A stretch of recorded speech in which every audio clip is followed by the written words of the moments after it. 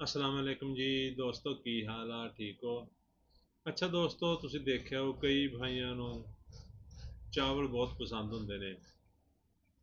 ਉਹ ਰੋਜ਼ ਹੀ ਚਾਵਲ ਖਾਂਦੇ ਨੇ। ਬਾਜ਼ਾਰ ਗਏ ਚਾਵਲ ਖਾ ਲਏ, ਰੇਹੜੀ ਦੇਖੀ ਚਾਵਲ ਖਾ ਲਏ। ਯਾਨੀ ਕਿ ਉਹਨਾਂ ਦੀ ਮਸ਼ਗੂਲ ਗ਼ਜ਼ਾ ਚਾਵਲ ਹੁੰਦੇ ਨੇ, ਰਾਈਸ।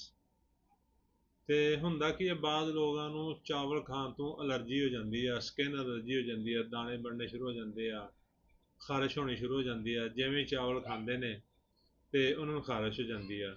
ਫਿਰ ਉਹ ਜਿਹੜੀ ਉਹਨਾਂ ਦੀ ਚਾਵਲ ਖਾਣ ਦਾ ਸ਼ੌਕ ਜਾਂ ਆਦਤ ਜਾਂ ਪਸੰਦੀਦਗੀ ਆ ਨਾ, ਉਹ ਫਿਰ ਰਹਿ ਜਾਂਦੀ ਆ।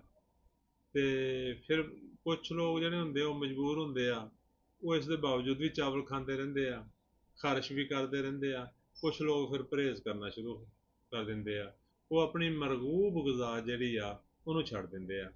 ਤੇ ਦੋਸਤੋ, ਅਗਰ ਕਿਸੇ ਮੇਰੇ ਭਾਈ ਨੂੰ, ਦੋਸਤ ਨੂੰ, ਅਜ਼ੀਜ਼ ਨੂੰ ਚਾਵਲ ਖਾਣ ਤੋਂ ਅਲਰਜੀ ਆ, ਪਰ ਇਸ ਵਜ੍ਹਾ ਤੋਂ ਚਾਵਲ ਨਹੀਂ ਖਾਂਦਾ ਕਿ ਮੈਨੂੰ ਚਾਵਲਾਂ ਤੋਂ ਅਲਰਜੀ ਹੋ ਜਾਂਦੀ ਆ, ਤੇ ਪਰੇਸ਼ਾਨੀ ਹੋਣਾ, ਤੁਹਾਡਾ ਦੋਸਤ, ਤੁਹਾਡਾ ਭਾਈ ਡਾਕਟਰ ਨਸੀਮ ਅਰਾਈ ਫਰਾਮ ਛੱਤਾਪੁਰ ਅੱਜ ਤੁਹਾਨੂੰ ਐਸੀ ਰੈਮਡੀ ਦੱਸਣ ਵਾਲਾ ਹੈ ਜਿਹਦੀ ਇੱਕ ਖੁਰਾਕ ਜਸਟ 1 ਡੋਜ਼ ਲੈਣ ਨਾਲ ਤੁਹਾਨੂੰ ਚਾਵਲ ਖਾਣ ਵਾਲੀ ਅਲਰਜੀ ਖਤਮ ਹੋ ਜਾਣੀ ਆ, ਔਰ ਫਿਰ ਤੁਸੀਂ ਰੋਜ਼ ਚਾਵਲ ਖਾਇਓ।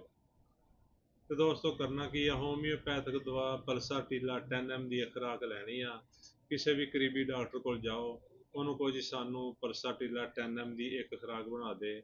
ਉਹ ਤੁਹਾਨੂੰ ਟੈਬਲੇਟ 'ਤੇ ਬਣਾ ਦੇ ਜਾਂ ਫਿਰ ਤੁਹਾਨੂੰ ਪਾਊਡਰ 'ਤੇ ਬਣਾ ਦੇ, ਉਹ ਤੁਸੀਂ ਖਾ ਲਓ। 2-3 ਦਿਨ ਪਰਹੇਜ਼ ਕਰੋ, ਫਿਰ ਤੁਸੀਂ ਚਾਵਲ ਖਾਣਾ ਸ਼ੁਰੂ ਕਰੋ। ਫਿਰ ਤੁਸੀਂ ਰੋਜ਼ ਚਾਵਲ ਖਾਓ, ਇਨਸ਼ਾਅੱਲਾ ਤੁਹਾਨੂੰ ਐਲਰਜੀ ਨਹੀਂ ਹੋਏਗੀ। ਤੇ ਦੋਸਤੋ, ਸਾਡੇ ਪੇਜ ਨੂੰ ਲਾਈਕ ਕਰੋ, ਸਾਡੀ ਵੀਡੀਓ ਨੂੰ ਲਾਈਕ ਔਰ ਸ਼ੇਅਰ ਕਰੋ ਤਾਂ ਕਿ ਹੋਰ ਲੋਕਾਂ ਤੱਕ ਪਹੁੰਚੇ। ਸ਼ੁਕਰੀਆ, ਅੱਲਾ ਹਾਫਿਜ਼।